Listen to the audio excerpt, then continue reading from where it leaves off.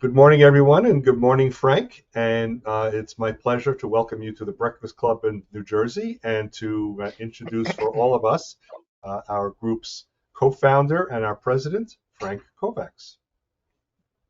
Good morning, everyone. As many of you have been longtime members of the Breakfast Club, I'll alter our normal pitch and talk a little bit more about some changes that we have coming down the line. Jerry Payton is currently working to get a number of the individuals together to basically redesign the Breakfast Club. We call it the Breakfast Club NJ, TBC NJ 2.0. There's been a lot of changes, over the years that we've seen in job search. The Breakfast Club has always been on the leading edge of introducing new things. Since we started, all of the social media we adopted, changes into how job search was done. And we feel that we're at a point, especially post-COVID, to take a step back, do a relook, and really factor that in as well. Also in parallel, Mark Deal and myself will be presenting at the October meeting coming up. And one of the things we're doing is a deep dive. The job marketplace right now has basically 4 different age groups. We have Gen Z, we have Millennial, we have Gen X, and we have Boomer.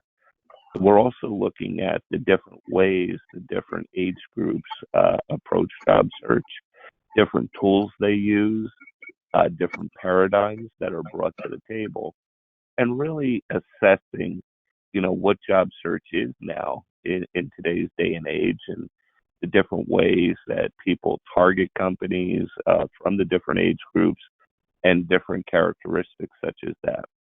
And it's not that there's any right or wrong, but I think that there's some gems in the different approaches. And really what we want to do is, bring that all current into our suggested best practices. So we're really leveraging across all the different recipients.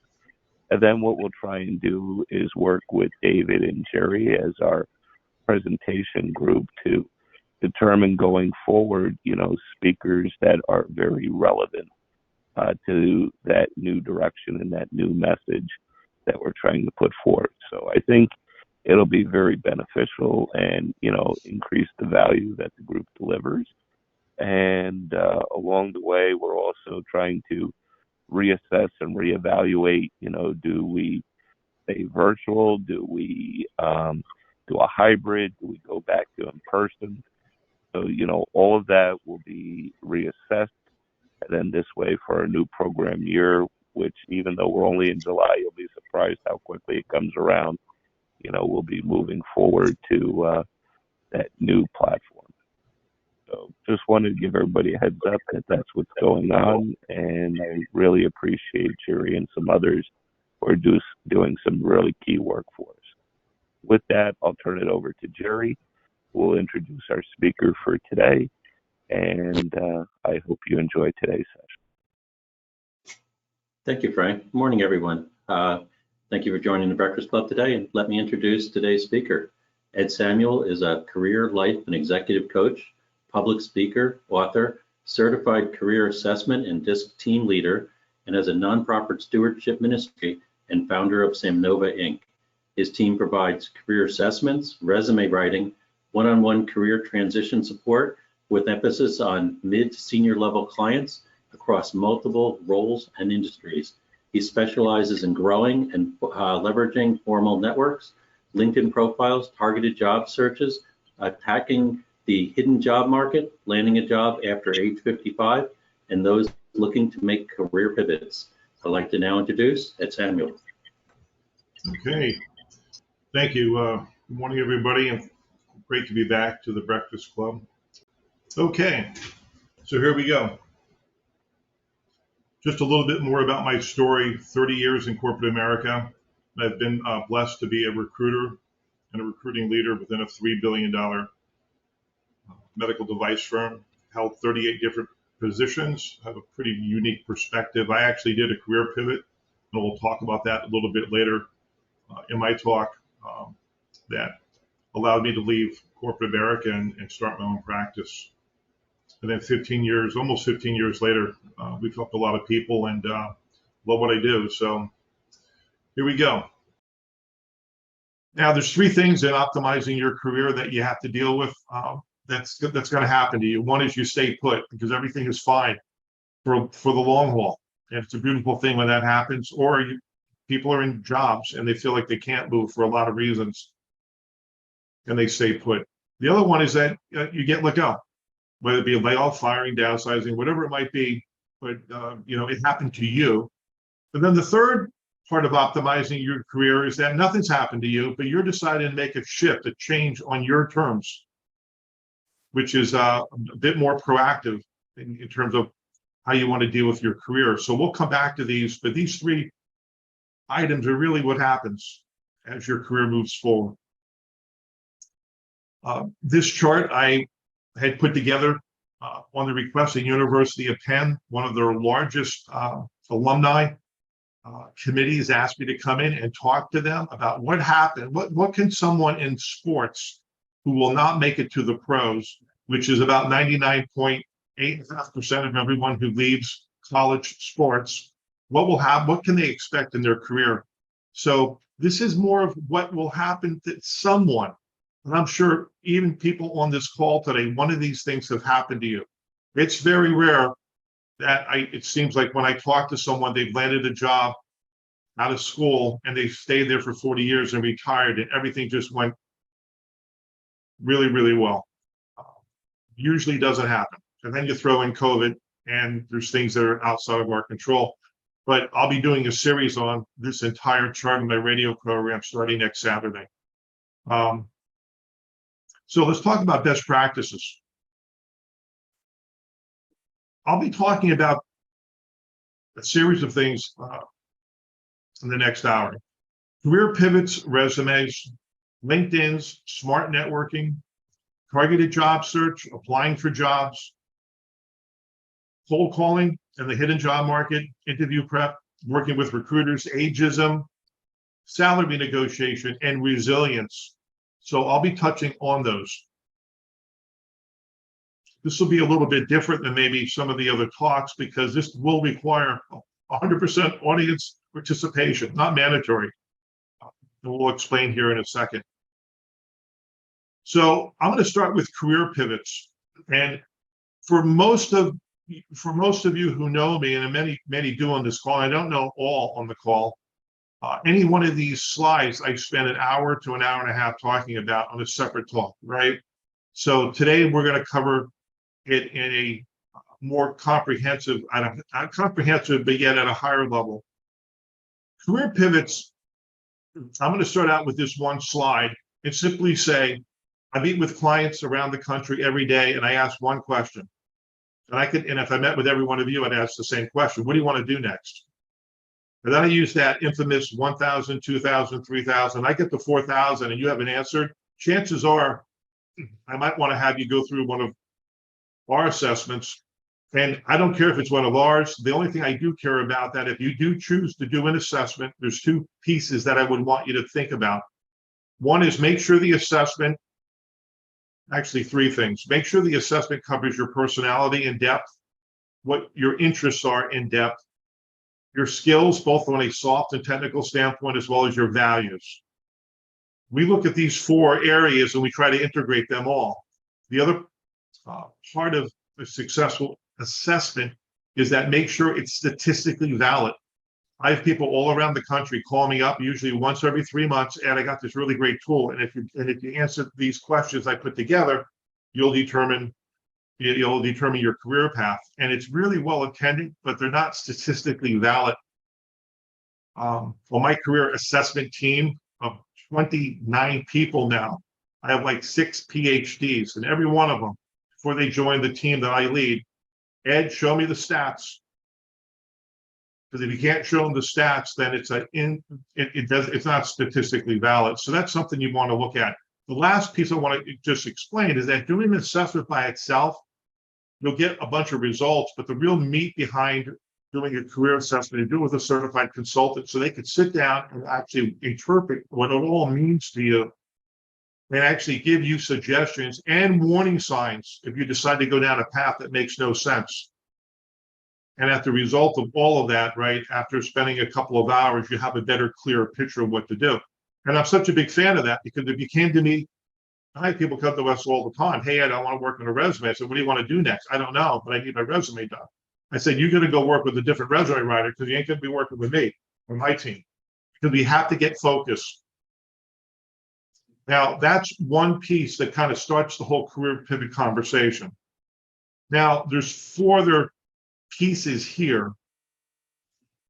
And, 2, 3, 4, and 5. And this is where the audience participation kicks in. And because we're a little short on time, what we're going to do right now is just if everybody in chat can tell me which one you want me to talk about. 2, 3, 4, or 5. Pick one and type it in chat for me. Give it 10 seconds here. Type it in chat. Of those 4, which ones would you want me to talk to? Because if I talk to every one of these, we'll be out of here by noon, and you don't want that. So I'm going to talk to a couple of these as we go. So if you talk about all 4 of these, we'll invite the hacker back. Yeah, so numbers 2, 3, and 4. David, what are you seeing in terms of what someone would want me to talk to? 2, 2, 3, 3, 2. A slight lead to 2. Oh, this is like a horse race.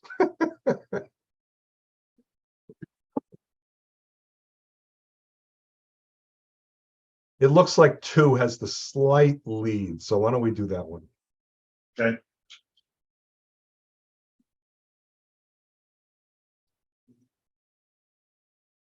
All right. So you said number 2? Yes, number 2. So, career pivots, many times when career pivots are substantial, what's going to happen is you're going to make a shift from a public school teacher to, a marketing rep. And what happens is that when you do the resume, when you go and you start applying for jobs, you have no experience that ties to that thing that you're pivoting to. So you have to remember when you're applying for jobs, well, they're not getting back to me, Ed. Well, guess what? I was a recruiter. I want to get back to you because you're not meeting any of the criteria. And when I look at your resume, I don't see any the signs that I need to see to support that career pivot. So what you have to do is when you're making a career pivot, you have to come up with a strategy to work around recruiters as a rule because they're not going to be your best friends. And I'm not saying that on occasion they might try to help you, but you won't make the A list. You won't make the B list, the C list, but you won't make the A list. So my thoughts are always when you're making a career pivot, and if you think applying for a job or internal recruiter is going to help you or a third-party recruiter is going to help you, just get it out of your head. As a rule, they won't, and they're not going to champion you. So therefore, what do? Right? You have to go to the hiring manager. You have to do a different strategy. And that's a big part of what we do when we're coaching people around career pivots. So, and again, if anybody on this call would like a copy of this slide deck, send me an email at the end of the talk today or tomorrow or Monday, and I'll send it to you. So let's talk about resumes. This will be a little bit different. Here are 5 points around resumes, and pick 2 that you would like me to hit on, and I'm more than happy to talk. But again, any one of these slides, remember, it's an hour talk all by itself that I give. Most of I've written a book on resumes, and we've revamped from scratch well over 1,500.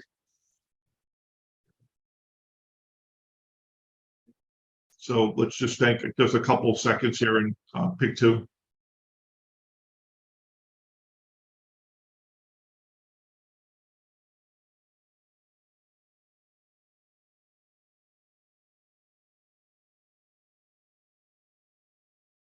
What do you have, David?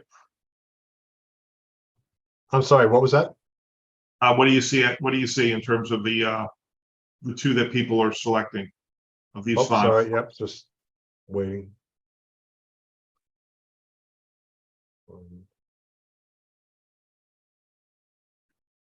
Hello, David. Looks like number one is the most. Number one, and what's the second one? Don't mix. Number 5. Yeah, 1 and 5. So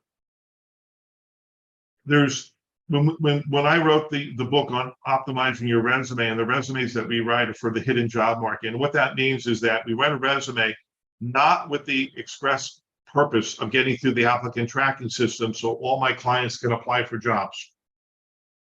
That has to happen as part 2. But when we write a resume that shows you in your broadest sense, in case you wanted to engage the hidden job market. And when you engage the hidden job market, there is no job. There is no job description you're trying to vie for, right? There is no applicant tracking system. There's no scanning going on. So what resume would you send someone? So I'm a big fan of the hidden job market. And almost a third of my clients to date have landed because of the hidden job market. But this is how it plays out. If I happen to know a president of a company, 250 employees, growing like gangbusters.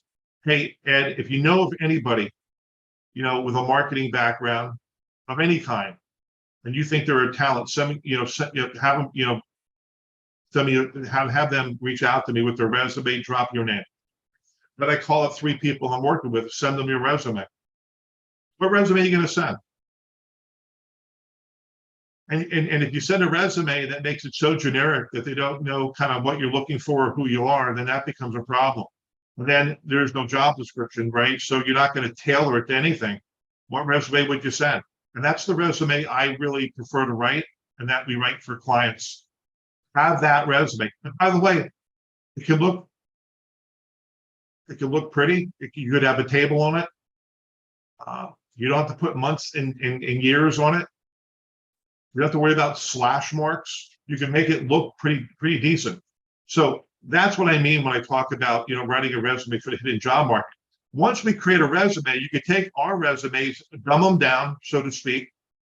Take all the font, take all the any special font out, bold out, table out, certain characters take out, and you can use that to get through the applicant tracking system. So that's a separate discussion.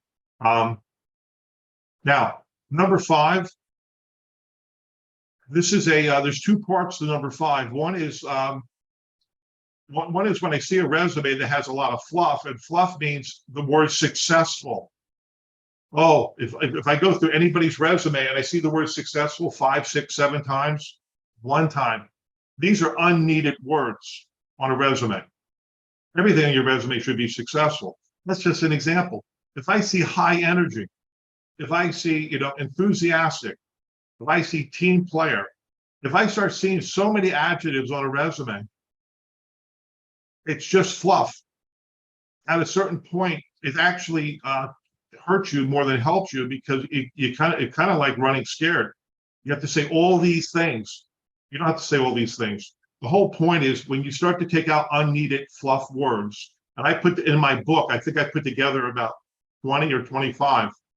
Take them out. And you'd be surprised when you take out fluff words off a resume, all of a sudden your resume gets shorter. Hey, Ed, what am I going to put in there? Well, how about value? Right?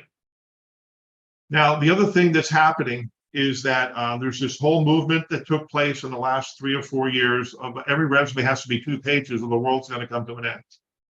I'm not that guy. If a resume needs to be 2 pages because it makes sense, I'm all for it. If the resume is 2 1/4 pages long, so be it. There's a nonsense talk going on right now that a resume should only be 1 page. I call it nonsense. I apologize for those people on this call that think that's a great thing. I apologize, because that 1 page, or what it is, it's almost like a marketing ploy, kind of just to create an impression so that you can actually send them your resume at one point. The whole point around the length of a resume is really this: if the first page is a home run, no recruiter worth their salt is going to say, I have a hiring manager that would love to talk to you, but I won't be able to submit you because your resume is 2.25 pages long, although you're a rock star. That doesn't happen in real life. I've led a corporate recruiting team. I led some of the best recruiters in the world. I asked them this question point blank, time and time again. And we don't care if it's 3 pages. 4 pages, unacceptable, except for extreme exceptions. 3 pages is okay. But here's where the problem is. A 3-page resume with the first page is so-so, not so good. Guess what? The resume is too long. It should only be 2 pages. If you're not going to be excellent on a resume, keep it to 2 pages. So there's this real crazy thing that's going on. The resume writers love it. You get paid the same amount of money for doing less work. Hey, what's a third of what you've done? We're going to cut it out. Charge you the same amount of money. Not that I don't have a strong opinion on this, but I happen to have a strong opinion on it. Sorry. But that's what I mean. And that's why I want you to just be careful. If it makes sense to go a little longer. And one other point, I just saw a resume yesterday from a guy getting out of the military, battalion commander. He worked with somebody to do their resume. He took everything and shrunk it into 2 pages. I would take that resume and run it through the shredder because you know what? It was almost unreadable because he shrunk the font size down because someone told him it can only be 2 pages. Well, guess what? An unreadable resume is worthless. So be really careful on that point. All right, let me move on. LinkedIn. What are the 1 through 5? What are the top 2 you'd like me to talk to? So again, put that in chat. Yep, type it in the chat. Of those 5 items, what are the top 2?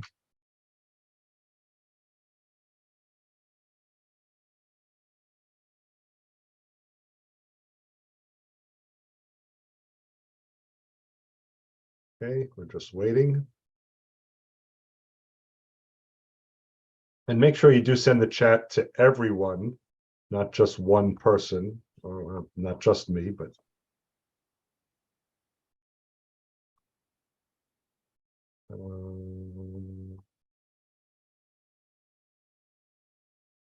What's it looking like? I know him. Looks like if you want 2 of them, yep, couple sponsors coming in. Looks like number 5 and number 4. 5 and 4, okay. So let's start with number 5. There's hey,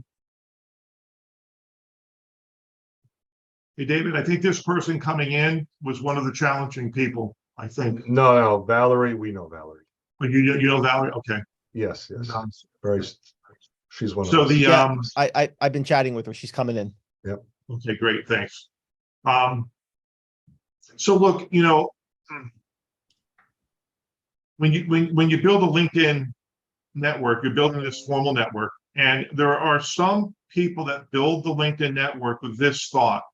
The thought is, I'm only going to connect with people that I've met with, I've talked to, I've had a cup of coffee with, virtually or in person, and that's kind of who I want to build my network around. I have another rule, and my rule is a 90% rule of networking, which is a little bit different rule. And my rule is, I want you to connect with everybody, and with this thought. This thought is 90% of the time, the person you're connected to will never help you land a job directly. So there are people on this call that I'm meeting for the very first time. And maybe, you know, and you never really had a one-on-one with me, you really don't know me. And your thought is, hey, you're a career coach. You know, I'm a scientist. You know what?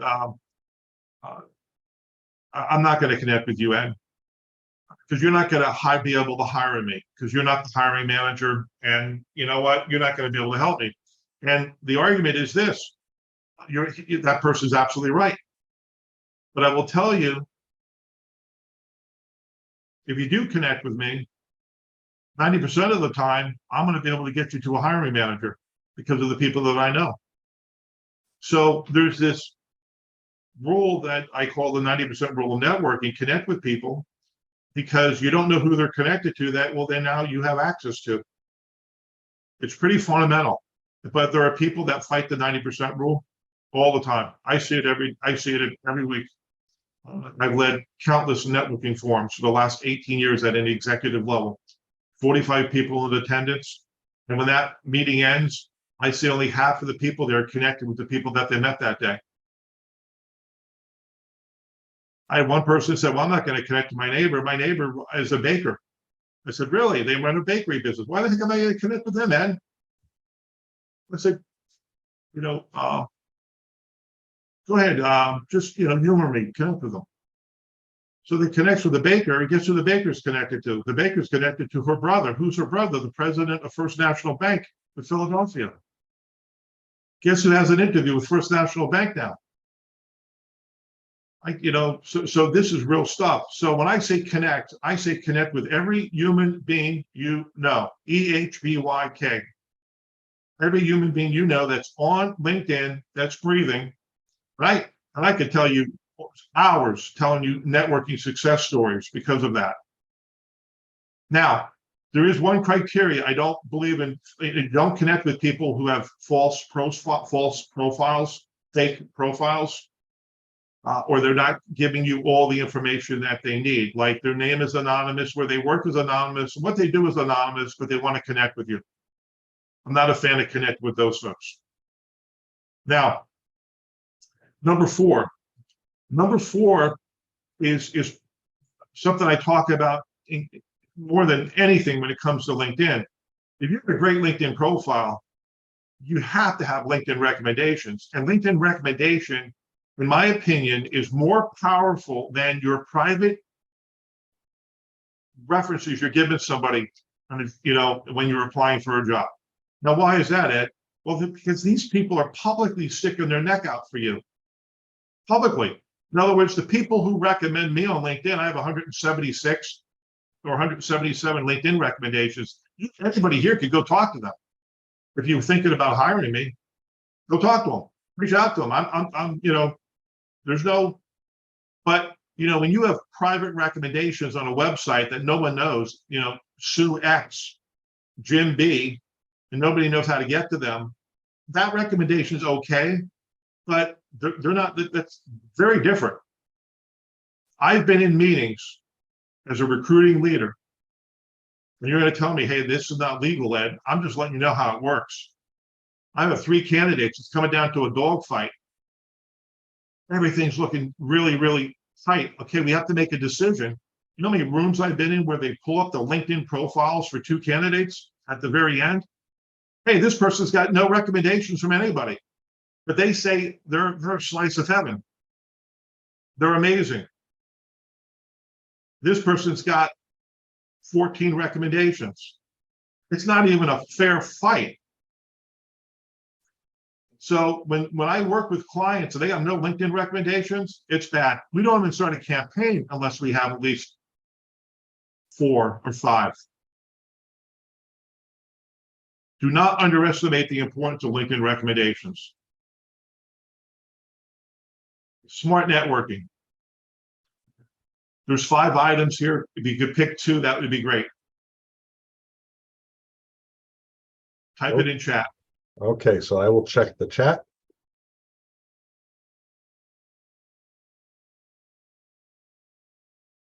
I see 1 or 2 more folks have recently joined the meeting. Glad you came on board with us.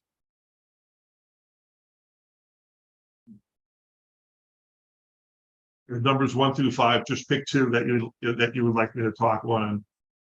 Yep. Just read the slide and put your numbers in chat.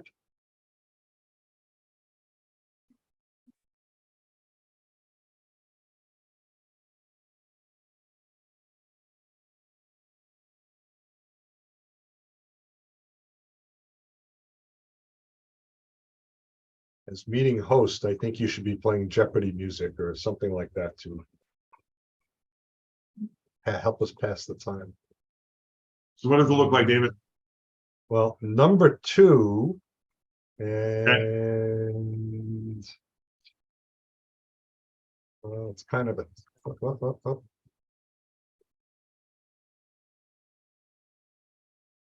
Yeah, Jeopardy. Well, let me start with number two.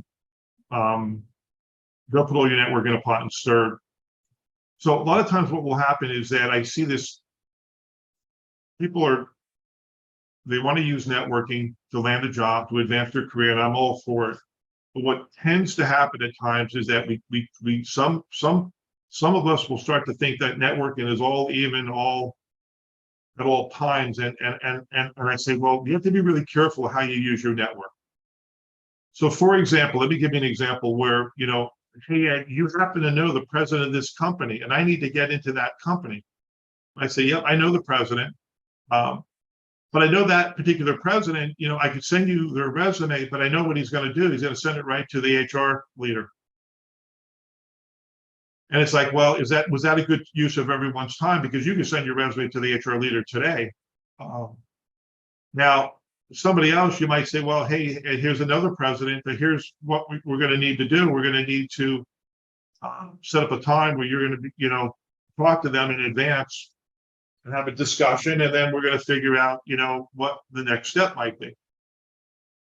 For somebody else, it might be, hey, send that person an email and drop my name, and they're going to probably want to talk to you. So whatever strategy you deploy in a networking, you have to just think it through to make sure who are you talking to and does it make sense. There are people that will say, well, hey, I know this person at this company, I'm going to reach out to them. But guess what? They're not even remotely connected to anybody you need to get to, let alone the hiring manager.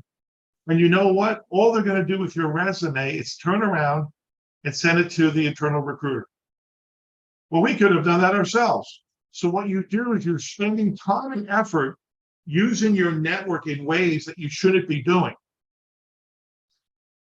There are certain people in your network that can get you places that make a whole lot of sense to move your career forward, to help you with an interview, get you screened, whatever it might be. But you got to think it through so that you're being wise about it, smart about it. Not everything's equal and fair. And certainly not efficient if you think networking is just everyone's, there to help you. And they'll do anything they can. Be smart about it. Think it through. Make sure if you're going to go leverage someone, do it well. One other piece about networking, I'm not sure I call it out here specifically, but make sure you bring your A game. When I had somebody once send me the resume, I didn't look at the resume. I sent it to the person at the company, the executive. They sent me a note back. What is this, Ed? I just looked at 8 spelling errors on the first page of the resume, and you want me to send it to my peer?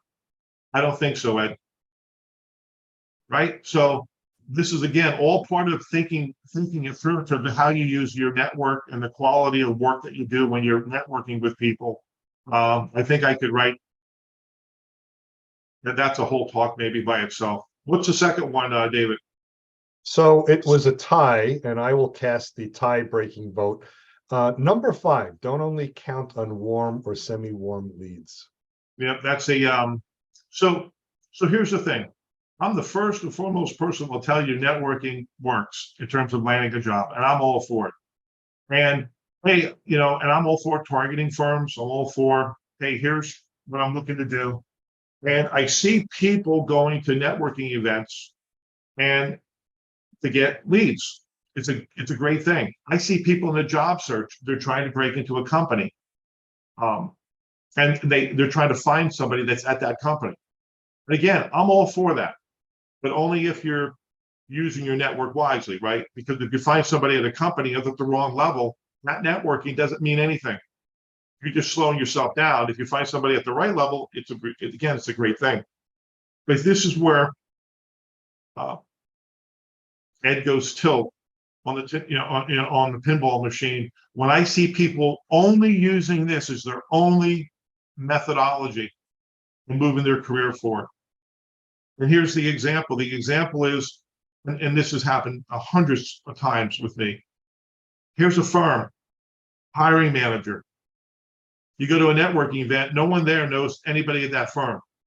Okay. You go to your LinkedIn, nobody knows anybody that's connected to that firm. And then what happens is, people freeze. Well, I'm not going to reach out to the hiring manager because no one's going to give me a warm introduction, a semi-warm introduction. I'm not going there. Let's move on to another account. And I would argue that if you're able to present yourself to that person, they might have interest in you, and that might result in an interview and you moving your career forward. I'm not a fan saying, that 100% all in, that you have to have a semi-warm lead. Is it easier? Yes. Here's one other point on semi-warm leads or warm leads. So many times somebody says, well, I know somebody there, right? And they're at so what do? You reach out to them and they say, oh, we're not hiring. We're hiring, probably December. And then all of a sudden you freeze, you don't do anything. Hiring manager still doesn't know about you at all. Then you have your resume because the person you networked with basically told you what to do. And then you just salute it because you're trying to honor that person because you're trying to only use that lead to get into the hiring manager. And maybe sometimes that's okay to back off. The other thing is that, but the hiring manager never saw your resume because your lead said, hey, we're not hiring until December. Heck, my approach would be go to the hiring manager first and then leverage your warm leads. So maybe I think about it differently, but that's how I think about it. I just want people to be careful that you don't go all in because I've seen a lot of people. I'll be honest with you. I know some people who are unemployed for 2 years trying to get into the very companies they'd be perfect at because they still don't have the warm lead into that company. That's the caution. Okay, targeted job search.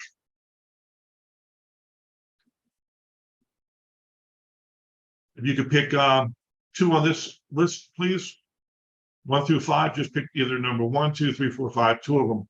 And type it in the chat for David. Yep, I'm cleaning my glasses now, so I'll check the chat in just a second.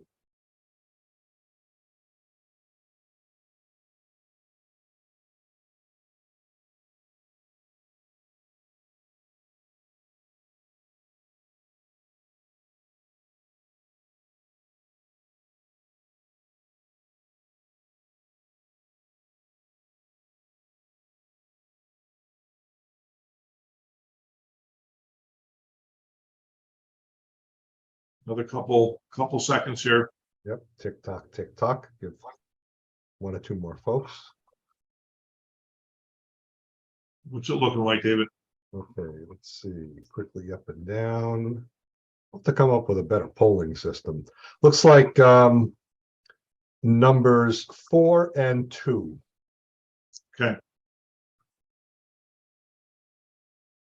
So when you're targeting, there are some clients I work with.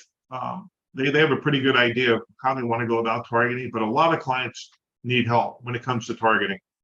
And there's many ways to target firms that you want to go after. LinkedIn is a great way, right? Use LinkedIn. Best places to work lists. There's generally 2, right? There's the one is the one in the US list, and there's a global list. That's one way. I'm a big fan of Inc. 5000, especially if you're at a point in your career where you could really help an emerging company.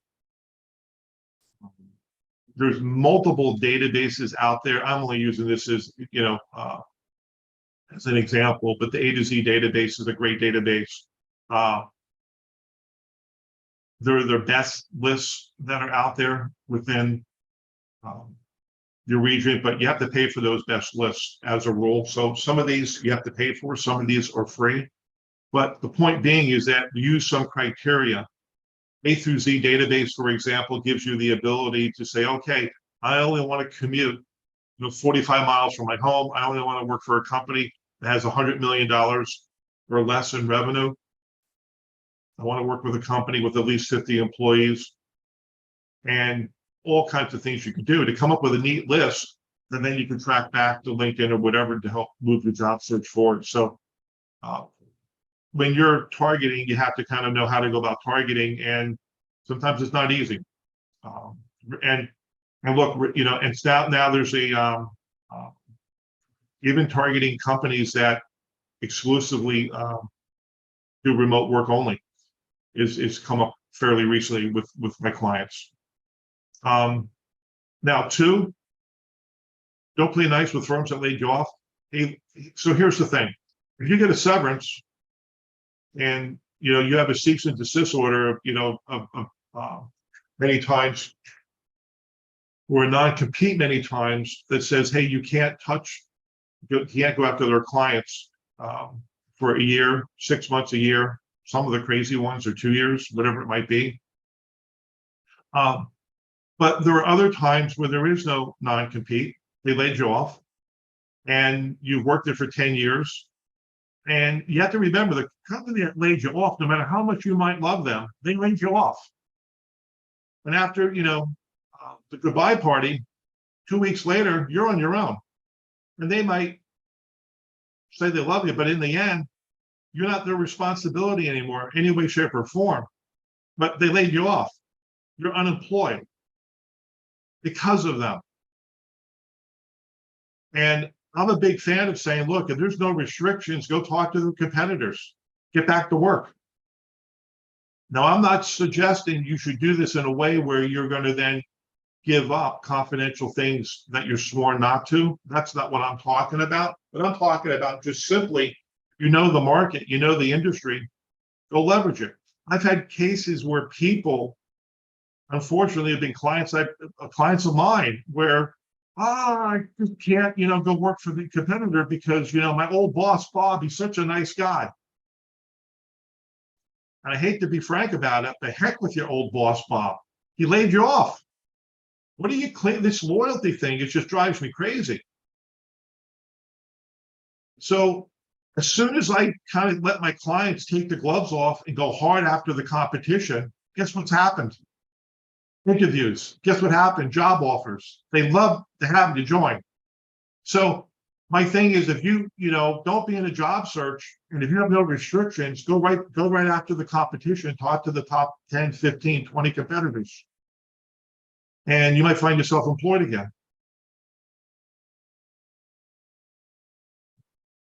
Hey, Ed, on the prior slide, the question came up, maybe I missed it. On point number 4, bullet point, what is the abbreviation BPW and what is A to Z database? A question that came up. Yeah, so BPW is best places to work. If you Google best places to work, there's 2 that are out there. One is a US list that comes out once a year, and one is a global list that comes out once a year. I worked for one of the firms that was in the top 10 consistently year after year. Sometimes those are indicators of places that you might want to work. Now, A through Z database, you can type it up, and if you try to, you could get the A to Z database privately, but you have to pay for it. Certain library systems will have A through Z database as one of the resources you can use. But then you have to join the library system and then see if they have that particular database. Different library systems have similar databases, A to Z, but it's the one that will allow you to look at, virtually every legal company that has a legal identity. It's in the database, and you're able to do sorts on it. Pretty powerful stuff. Okay, thank you. Applying for jobs.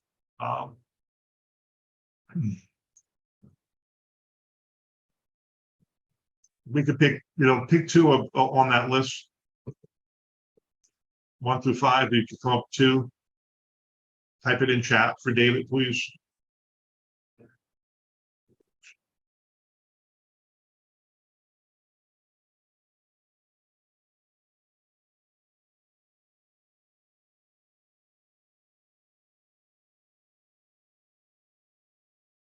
Okay, yeah, I know Ed, I'll let him in.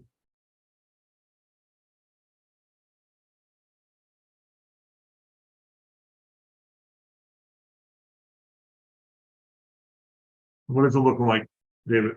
Okay, looks like real quickly, number 1 and number 3. 1 and 3. So this is pretty straightforward, but I'm a big fan of, as much as I love networking, I will also ask my clients to apply for jobs.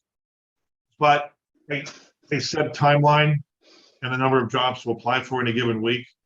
But if you do apply for a job, I just say meet the minimums. If you meet the minimums, most job descriptions are required to put down minimum qualifications. You have to meet the minimums. And look, if you don't meet the minimums, then you may not get pulled, and you have to do a lot more work on your part to get in the door. And the reason I feel so strongly about this, I worked for a company that worked with the federal government. And to make the long story short, when I posted a position at the firm, I was required to put minimums. And if I had a candidate come through and they didn't meet the minimums, I needed, 10 years of, heart surgeon experience, which I did at times. And I had somebody come in, they only have 5 years. I can't even interview them.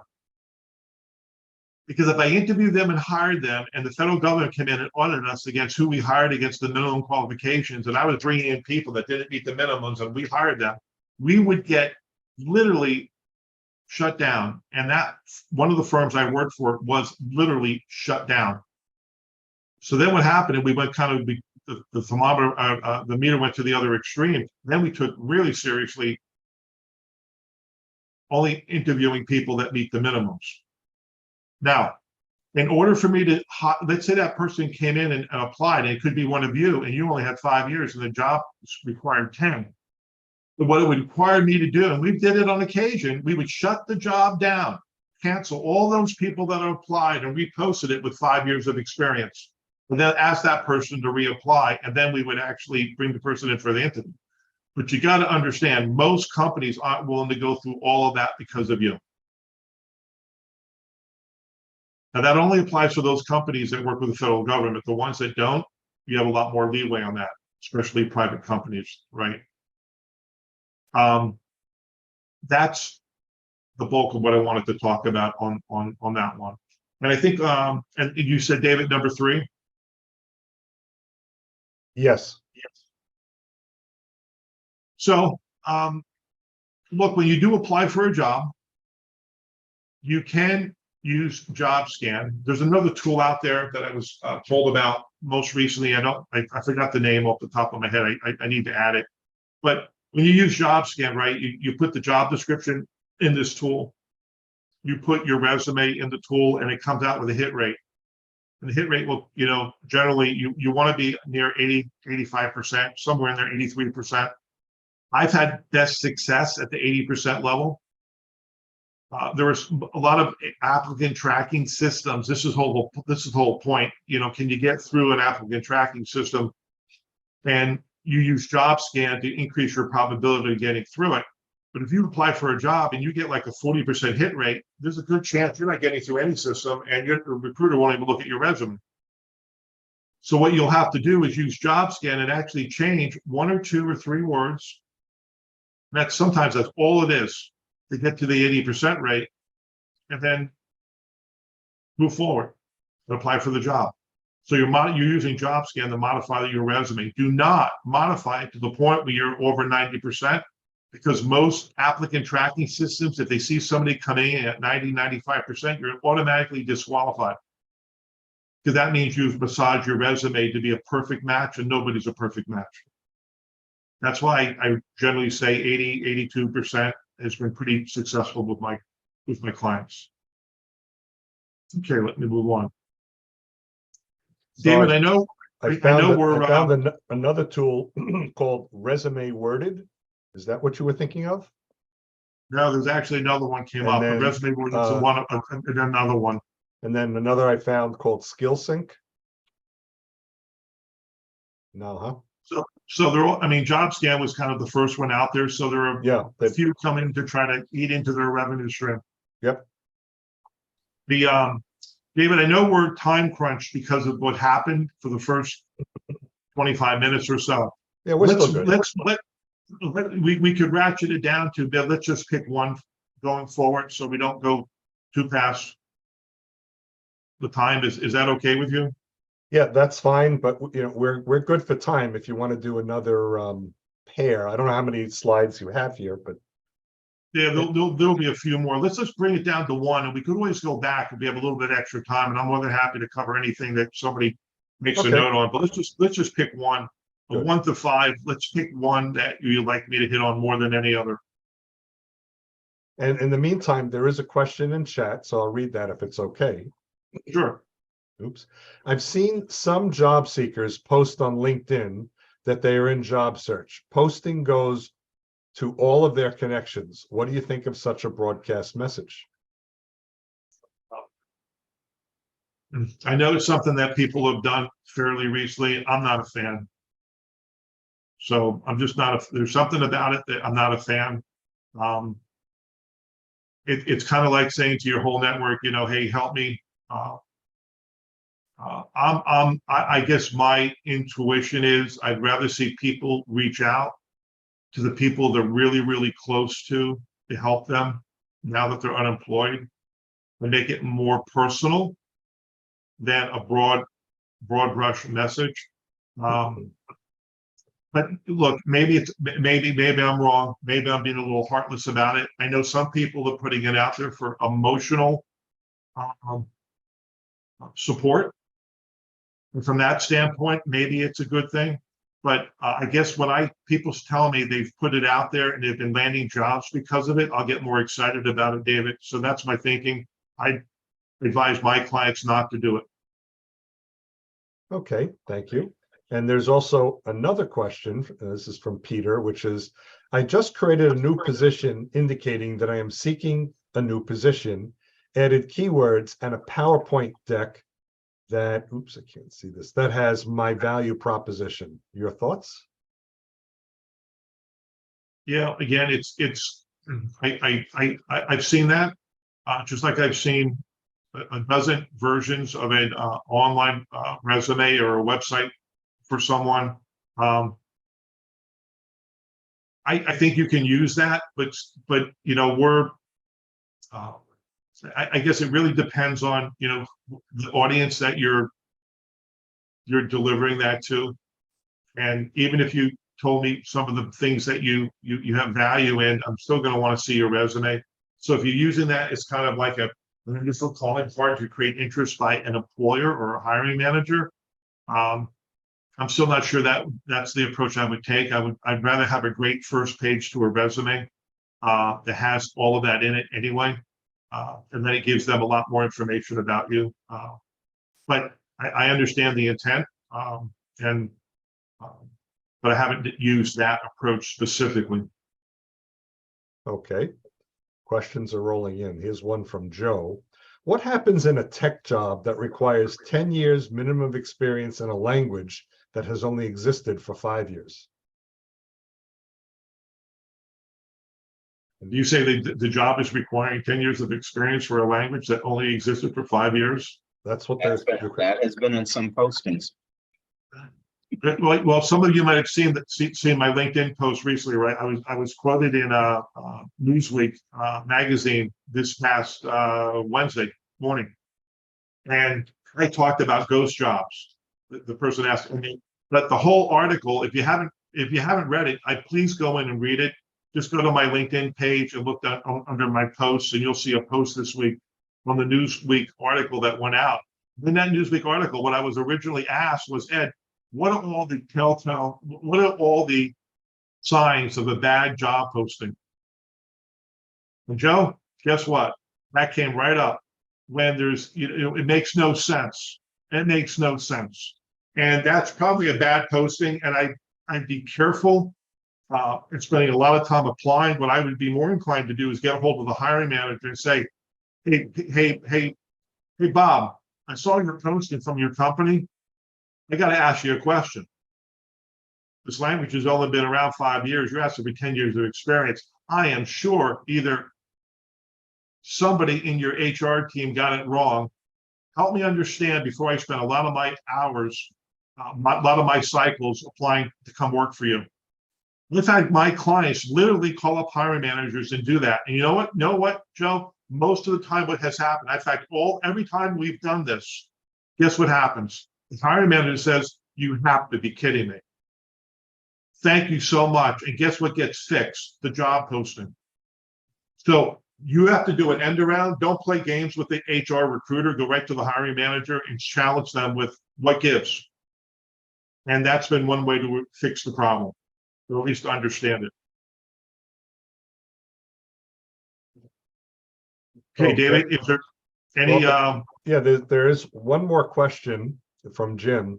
I have been a Looker developer. Looker is a tech development platform. I've been a Looker developer for 5 years. Is there a website that would indicate what companies use Looker? One website requires a work email, which I do not have, and another charges $200. Stackshare.io seems to be a possibility. Yeah, I guess when you say it's a Looker job, help me understand what that is. What kind of job is that? Looker is a reporting tool. It's actually owned by Google. And they're asking for, and they want you to have that experience. Well, I have.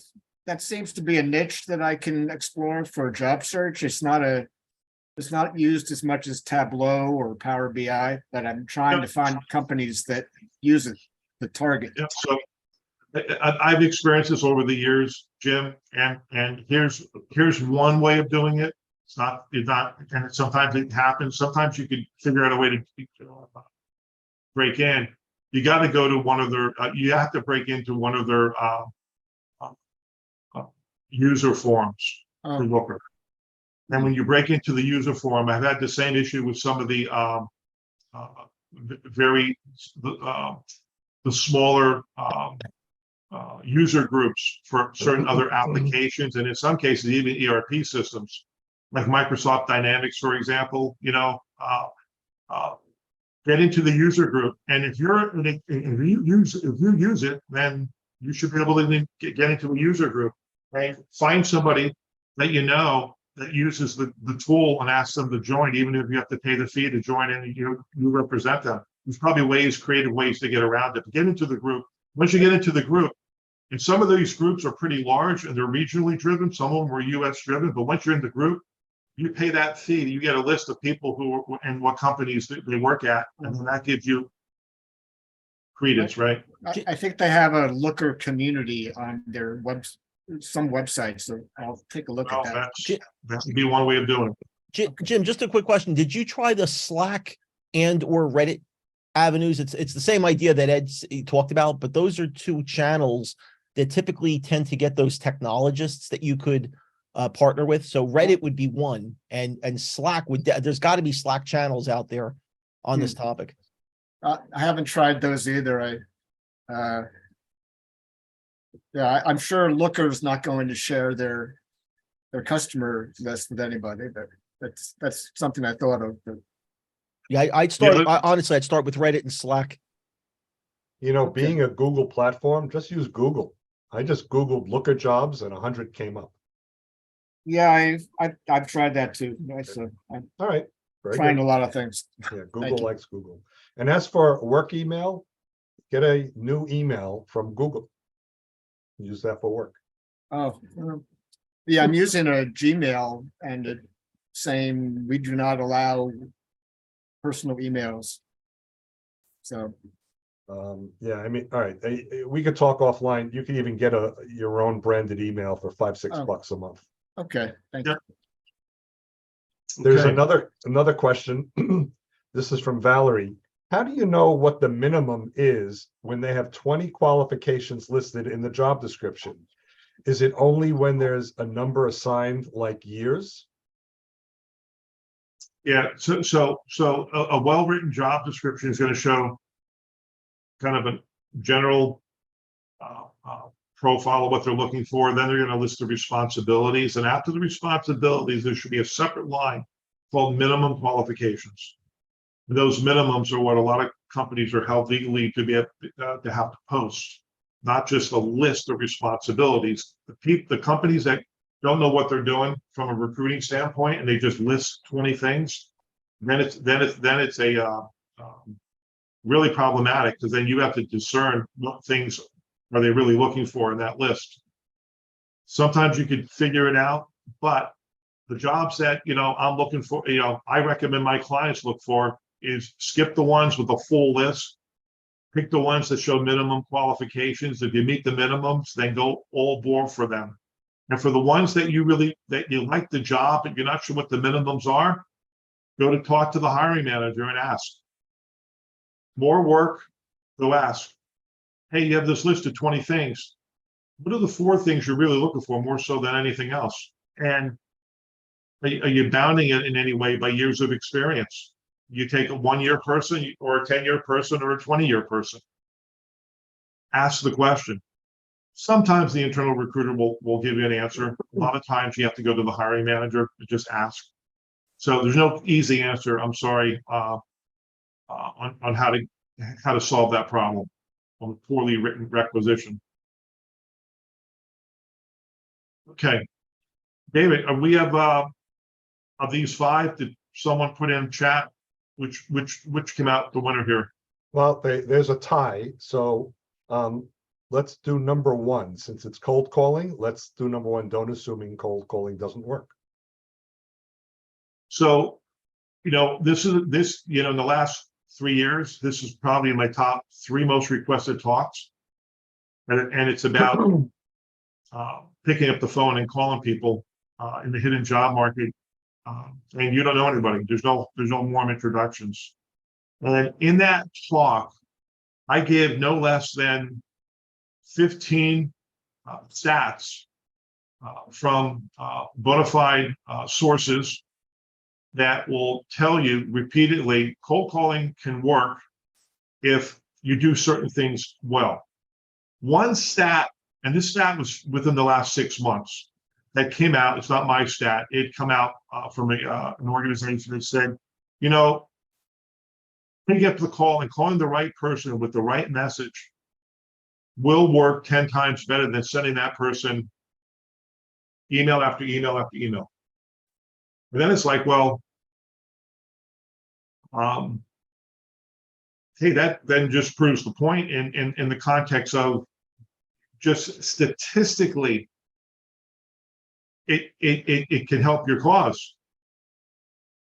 I had a person on my radio program a few years back, and she specialized in helping women land jobs, or I should say land jobs and move their businesses forward by making cold calls. And these are women who would normally not want to talk to anybody, let alone make a cold call. And it was really interesting, really successful. And I kept on waiting for that magic moment to happen, where you're going to, just like today, right? What's the magic moment, Ed, with cold calling, right? And what it boiled down to, when it came right down to it, was being prepared, having a great message, having great resume, having a great LinkedIn, knowing what to say and how to say it, knowing how to be professionally persistent. And when you do these things well, and you know who you're calling, not this robocall thing where you call up a number and it's none of this. Know who you're calling, you get success. The problem is that a lot of people don't want to put in the effort to do the preparation work and then actually execute it and be professionally persistent. I've had people call me up. Hey, Ed, I sent my resume to this guy, to this woman. I made one phone call. I got no response. Cold calling doesn't work. I'm going back to networking meetings. And I said, well, send me your resume. I looked at the resume and said, I'm going to call you back. Show me your LinkedIn profile. I want to call you back. Tell me what voicemail you left. I want to call you back. How many times do you make a call? Well, I made one phone call. Okay, when was it? So when I see what people are doing, I can say, yeah, you're right. Cold calling won't work for you. Keep on going. Don't use it. So cold calling is not for everybody. There's a lot of effort I put into working with my clients to be able to do this well. And and most do it. Some can't, and some don't want to. And the only times I really don't want people to do it if they're going to get physically ill. And that's happened on occasion. the whole notion of calling somebody that you don't know can make people literally heart race and don't want anyone to die because of a cold call. So let me move on. Interview prep. If we could just pick one through 5, you can go to chat and just type in one of these I can speak to. Okay, I'll be watching that.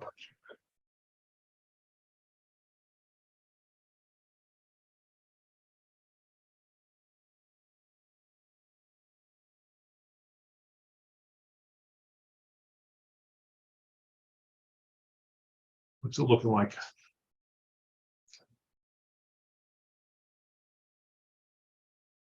Okay.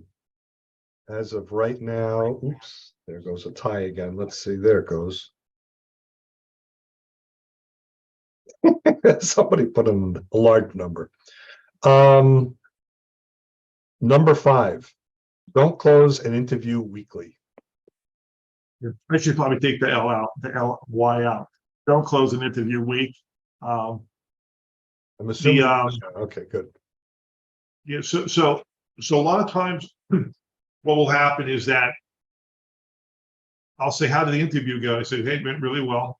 And so how did it end? I said, well, we kept on going. And, right to, the 1 hour mark. And here's the weak way of how an interview closes. A weak way is that there's 5 minutes left. There's a conversation's taking place, and you're asking more questions. They're giving answers. You're asking more questions. You're giving answers. Hey, George, we're out of time. Listen, I'm at the witching hour here. Hey, thanks so much, George, for coming in and talking to us today and for having this call.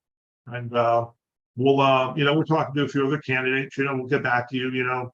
Hopefully, maybe in a week or two. But thanks for spending some time with me today about this role.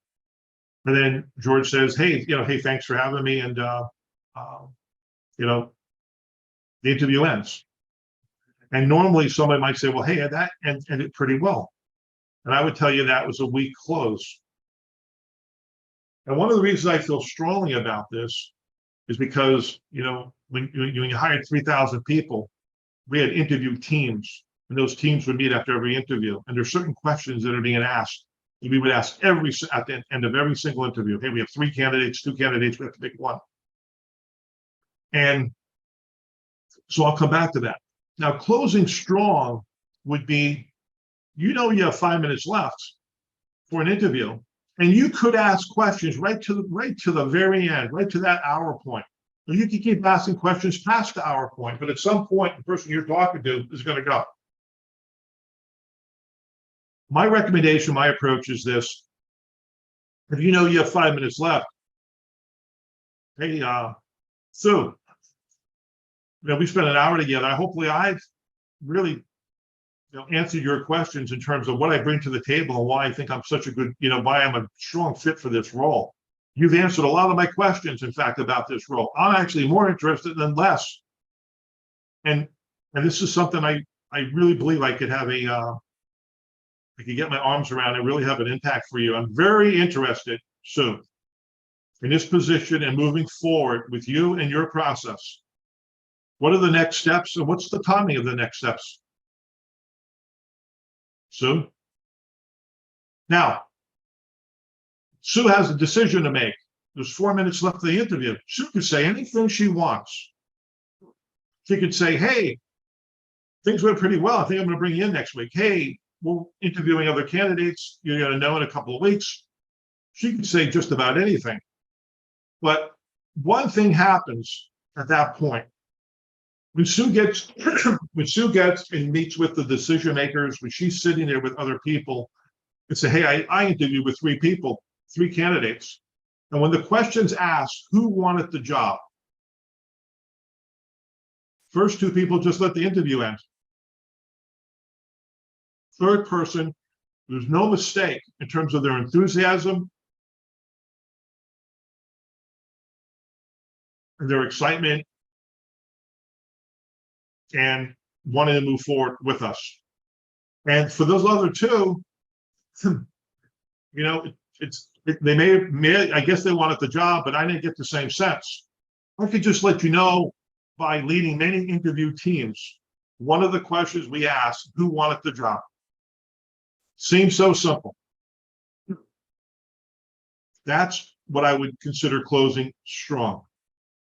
For those people who don't close strong, I would encourage you to think about closing differently. Okay, let me move on. Working with recruiters, especially third-party recruiters, but you can pick one on this list.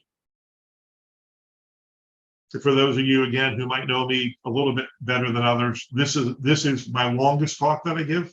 This is typically an hour and a half talk. I'm working with third-party recruiters, the good and the bad and the ugly. Yeah, I've seen that program. That's a good one. Yeah. And since I was a recruiter and a third-party recruiter, I have a lot to say on this topic. But if you could pick one between 1 and 5. Yeah, if you have a specific interest, just put your number in the chat.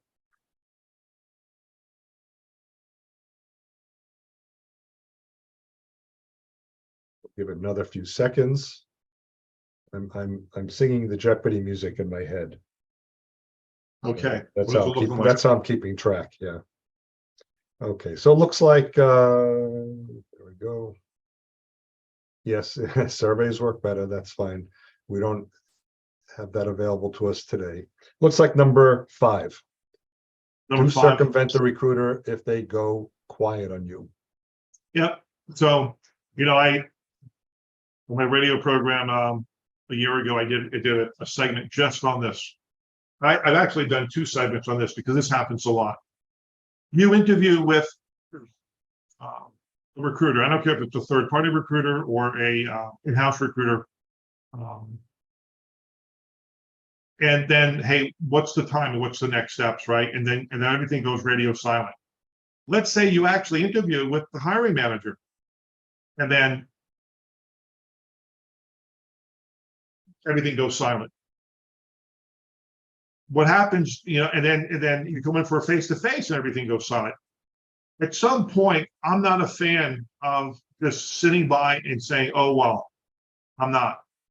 I hate when anybody on this call gets disrespected by a company. I made it a point when I was leading the recruiting effort for the bulk of all hiring at W.L. Gore that when somebody interviewed, they're going to get an update once a week, no matter what. No matter what. Many times when you interview and there's not a quick response, there's usually a couple of things that are happening, and on occasion a third thing. One thing that happens is that they've decided to change course, and even though they started out thinking they need the position, they're thinking about something else now. Second thing that happens, they have an internal candidate lined up. They're not going to tell you about. There's maybe one emerges in the midst of it all. They're not going to tell you that. Third thing that happens, and this is the one that's most concerning, is that they've decided on another candidate and not you. And what they're doing is they're bringing that candidate in for the final round. They're putting together a job offer. They're extending it. They're seeing if the person will accept it. They're sometimes even seeing if the background check clears. Then, when all that's a yes, a month and a half later, you get a notice, you're no longer a candidate for this role. And the reason most companies do that, they don't want to tell you that you came in second place. And it's not a comfortable conversation, and they don't want to tell you that. And they don't want to tell you that, you know why? Because they want you to be plan B in case plan A fails. That happens a lot. Right, wrong, or indifferent. Now, here's my point, and I could come up with some other reasons why, but at a certain point, I am perfectly fine to throw the recruiter under the bus, and that includes third-party recruiters. My rule of thumb is this: you send out the note to you send an email to a recruiter. Week goes by, you send another note, and then you make a phone call, leave a voicemail. When you get to the third week, all bets off. Throw the recruiter under the bus. Go right after the hiring manager. Hey Joe, hey Sue, where the heck do we stand? 3 weeks since I've interviewed. No update from HR, no update from you. Am I still a candidate or not? I'm still interested in this role. Can you talk to me? And have no issue sending an email directly to the hiring manager. Don't copy the recruiter. Call the hiring manager, leave a voicemail, and see what happens. Because at that point, I've had several clients over the years do this, and they were really hesitant to do it. And just what the hiring manager came back and said, "Well, I'm glad you reached out to me because our recruiter quit 3 weeks ago. You've been waiting a long time for me to get to you. And we're in gridlock right now. Thanks. My candidate's going for interviews, right?" So this is not necessarily comfortable, but look, I'd rather have you upset the recruiter. But what's the recruiter going to say? Well, I haven't responded to you in 3 weeks. For what reason? So when you go down this path, though, the only thing I forewarn you, and a lot of people don't want to go down the path because you have to be pretty assertive. But one of the reasons some people don't want to go down the path because you might end up getting the answer that you came in second. So you know what's easier to do? Let's just move on. Recruiter's not getting back to me and complain, but I'm just saying, but sometimes it could help your cause, and sometimes that passion will come back to bless you because you're still interested. All right, agism, which is a separate one-day workshop. So, but between 1 and 5, if you could pick one, type in one that you would want me to talk about. Okay, and I will put myself on mute while I hum the Jeopardy music and give you the opportunity to score. And by the way, Ed, I am not a fan of ageism. Thank you. Hey, I just yeah, somebody just reached out to me yesterday. They're going to hire us next week. 68 years old, no intention of retiring, wants to get back to work. Somebody hired us a month ago, 75 years old, wants to continue working another 5 years. Someone just hired us a year and a half ago at 80, wanted to break out a consulting practice, no intention of retiring. David, I think George has a comment. Yeah, I hate the word ageism. I prefer the word skillism. That's the problem.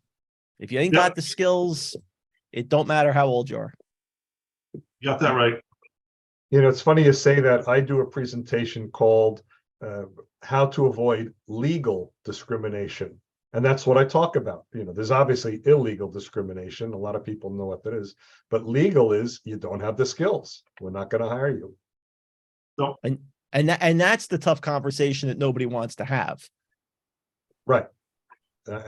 Which is why I came up with this. All right. So Ed, it looks like number 2, do have a better resume. Yep. So many times if I'm working with somebody, like I'm going to be working with somebody next week, 68 years old, he's going to go up against people who are 40, 45. No doubt about it. And what has to happen is that his resume better be sharper, better looking than the 45-year-old. And I want him to have greater value, not lesser value. And it's certainly equal value, but certainly if it can be better, then we're going to do better. But then what happens is that when we work with clients, I say to them, let's just say anybody over the age of 60, just as a rule, 65, we have a whole list of 45 things we want our clients to do incredibly well. It starts with the resume, and the resume looking not just good, it better be spot on. LinkedIn profile better not be good. It better be one of the best you'll see out there. Professional organizations that you're still involved with, you better be involved with one. You better have LinkedIn recommendations. And they better be current, not, hey, Ed, I got 2 LinkedIn recommendations from 1996. I'm still relevant, Ed. Really? How come, the last company you worked at the 10 years, not one person has recommended you? There's a lot of things you have to get right. How you interview? Hey, Ed, I didn't have to interview, 15 years ago, and you don't get to bring your swagger into the interview thinking that the 42-year-old is going to hire you. In fact, how you interview is huge because you have to interview differently. And it's a fine line between interviewing to get people to understand I'm at a point in my career where I'm looking to do work, add value, but I'm not looking to take your job, kid. I'm not looking to become the president. And by the way, still got everything pretty darn sharp. I remember one person once where they were older, and they said, well, and I could do this, I could do this. Hey, I can do this. And I said, well, great. So you say you can do this particular application. So if they challenge you about it, are you ready to go? Well, come to find out, he hadn't used the application for 15 years. It was like 24 revisions to it. It's like, oh my gosh, you can't go in there talking about something that you're not current about. So these 45 things, some of them are big, some of them are medium, and a lot of little things, but you add up 3 or 4 little things, they become a medium, and 2 mediums become a big. So there's a lot of things you have to do right. I wish this wasn't the case. I wish I could say it was easy. I wish I could tell you that, hey, it's not fair. You're making me do all this kind of work. Well, if you want to go back to work, there's things that you have to do, and that's what I believe. That's why I say it just can't. You have to be as good or better and look really, really sharp and current. And a lot of things that you do. We got a few more now. Just a Okay. couple more.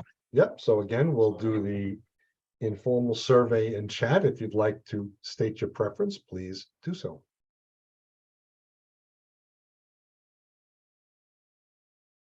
Just put your preferred number in the chat.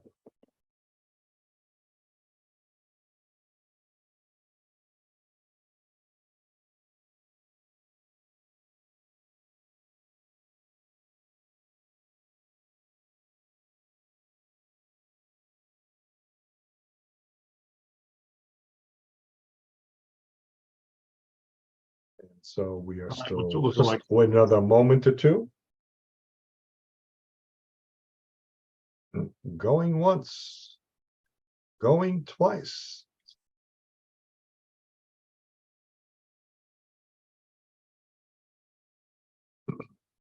No, well, there is a tie. So,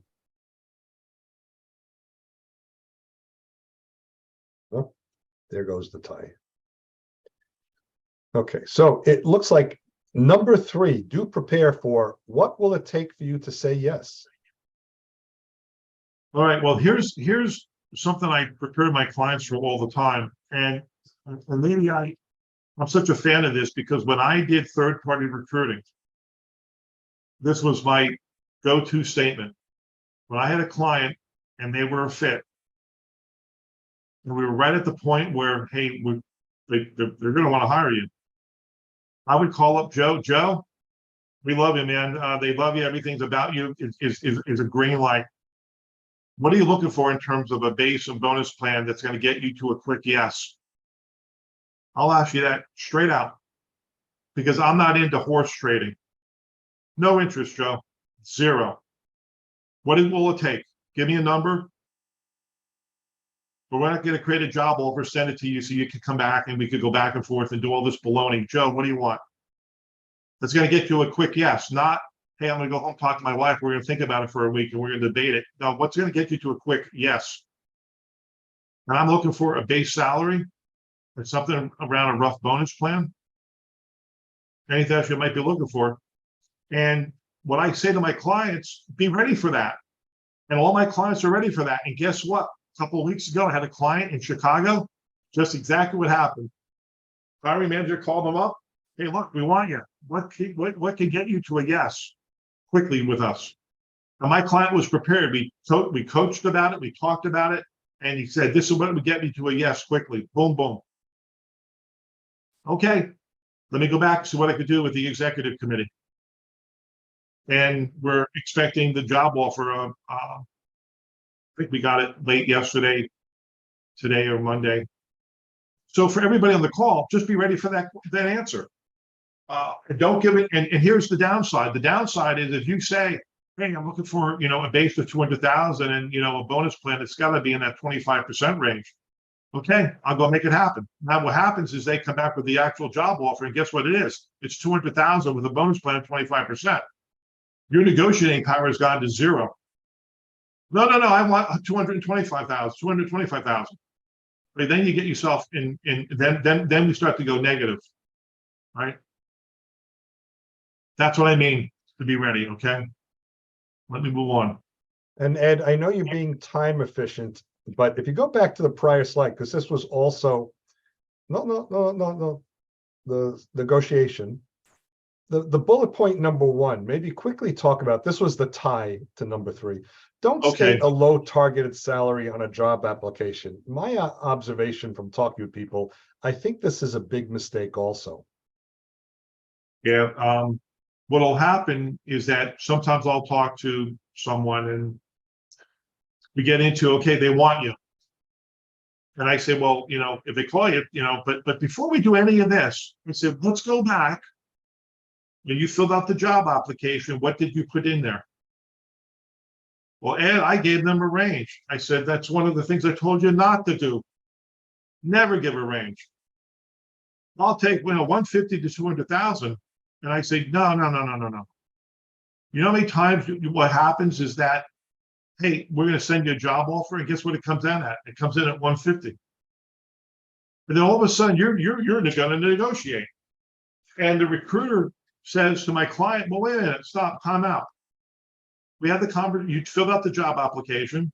You said 150, now we've put together a package 150. You said that would be okay.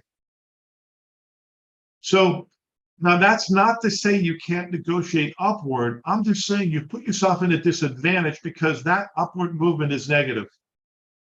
You think it's positive, it's negative. Because you've already told them what you'd be okay with. So I don't believe in giving a range. Put a number in there.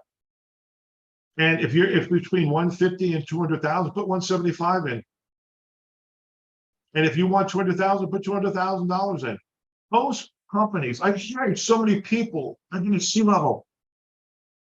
When we want you, we're not going to go crazy over $10,000 one direction or another. We want you, we're going to figure it out.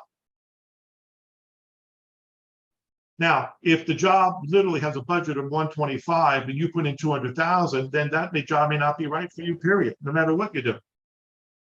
So that's what I mean in terms of the low targeted salary. Thank you. And here's the last slide. And now no more polling, David. I'm going to close now. Thank you. So when I was a career coach early on, my nature is action oriented. My nature is, okay, you got let go on Friday. It's Monday morning. Dust yourself off. Let's get going. And over the years, I realized that I had not taken as much credence with the fact that, people are going through a lot on the home front, on a personal front, getting rejected. Sometimes people are out of work a year before they call me up and hire our firm. Sometimes they get rejected 4 times. I had one client about a year and a half ago, true story, 4 job offers, 4 verbal offers, 2 hard copy in the making. 4 times in that year period, he was told after the job offer was extended to him verbally and 1 or 2 were in writing, hey, we're going to have to renege the job offer. We have an internal candidate. That's like a sucker punch, right? That you don't even see coming. And look, there could be financial pressures, home life pressures, confidence pressures, all the things that come at you. I've shifted my thinking, and I'm a big fan of getting some help to build you up, because of everything that you could get driven down on. So Stanley Green, good friend of mine, he does a weekly series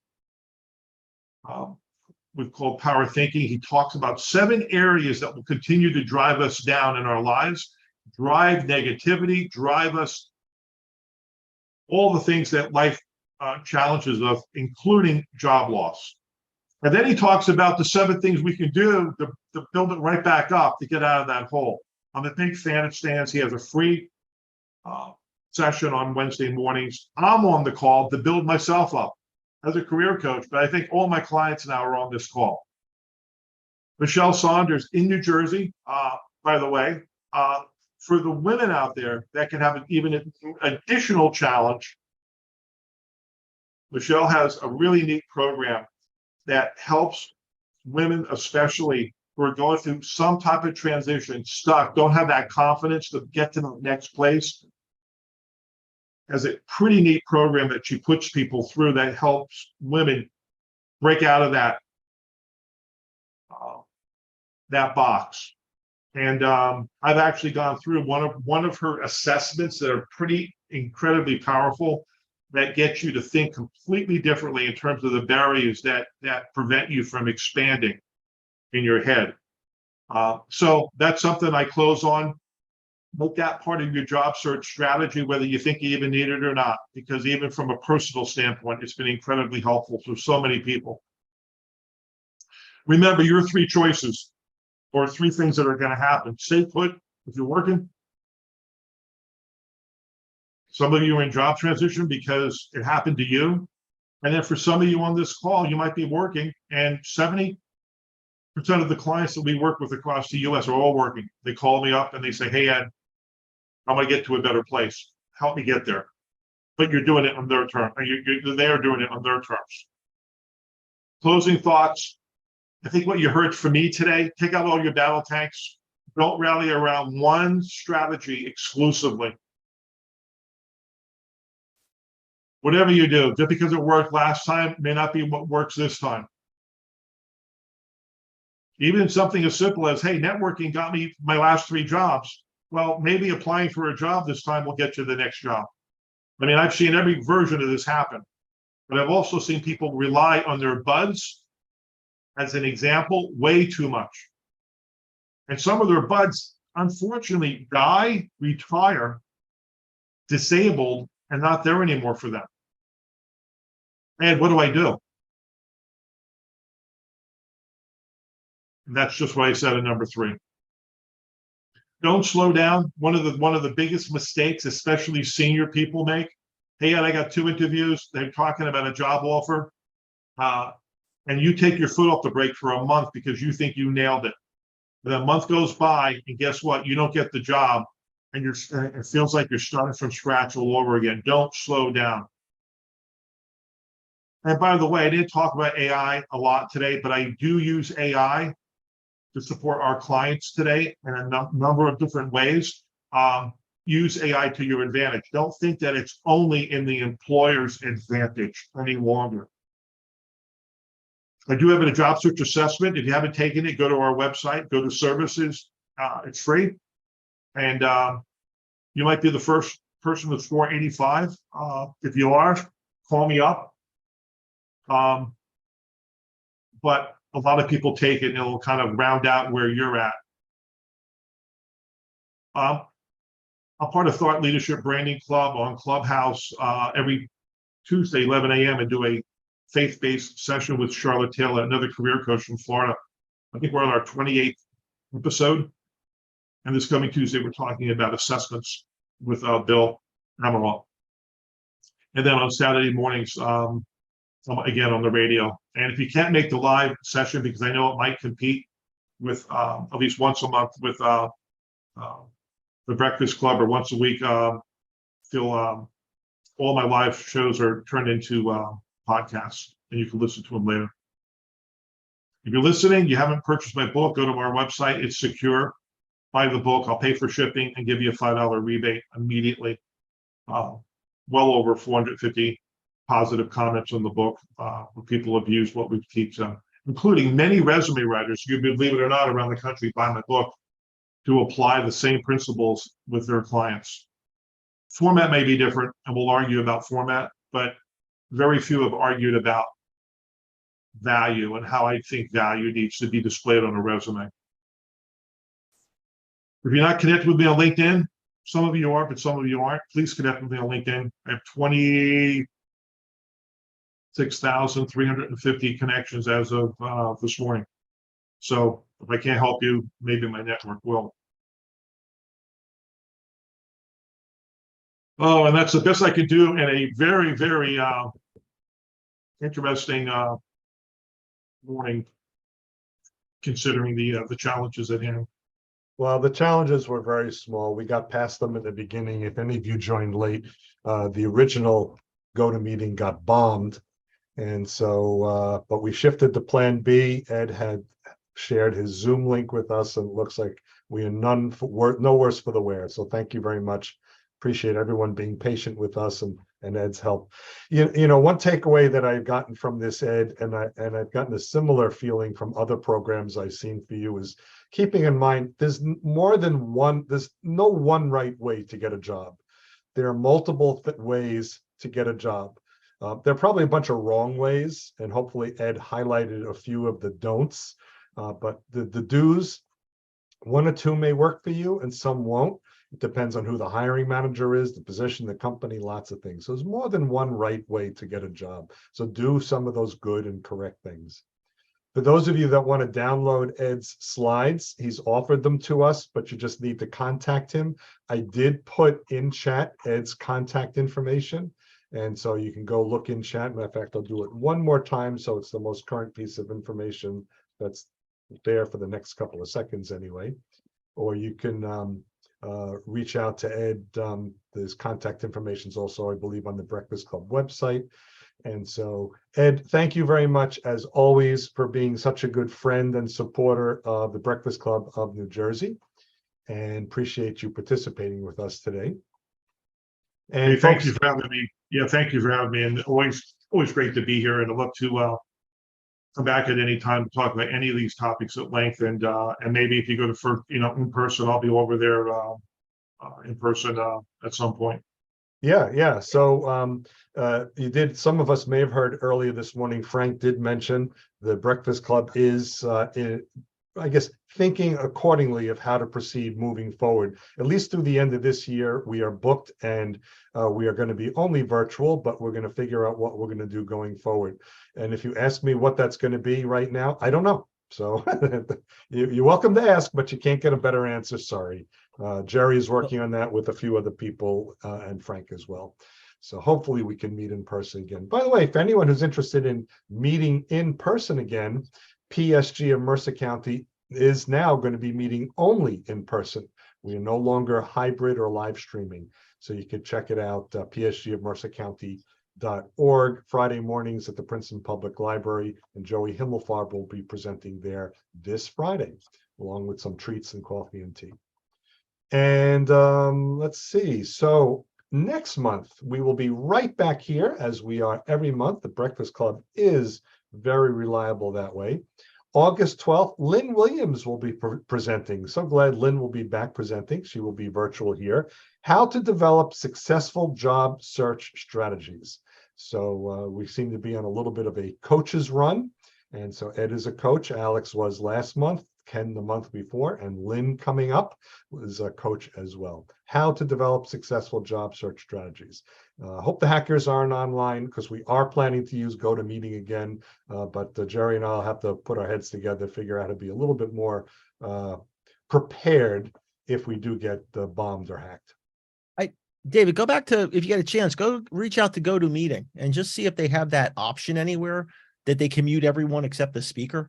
Yeah, so I did. So I am a GoToMeeting user. That's the account that we share, which is mine. We could also look at using Zoom. I did Google GoToMeeting's security. So I was looking through that. Yes, I know you could Zoom, which I did know you can mute. What LinkedIn has that GoToMeeting doesn't have, I can mute all and prevent them from unmuting. That's what LinkedIn allows. So even if there was a bomber on LinkedIn, I can mute all and prevent them from unmuting themselves. GoToMeeting doesn't have that feature. So on the other hand, GoToMeeting is not as widely used. I've used it for 3+ years at here. We've used it for 3+ years at PSG of Mercer County, and in all those meetings, this is the first time we got bombed or hacked. So I guess somebody has too much time on their hands, and it's not me. Unfortunately. Yep. And yep. So, but we'll get through it. We appreciate your patience as well. So we'll end the recording right now. Thank you everyone for joining.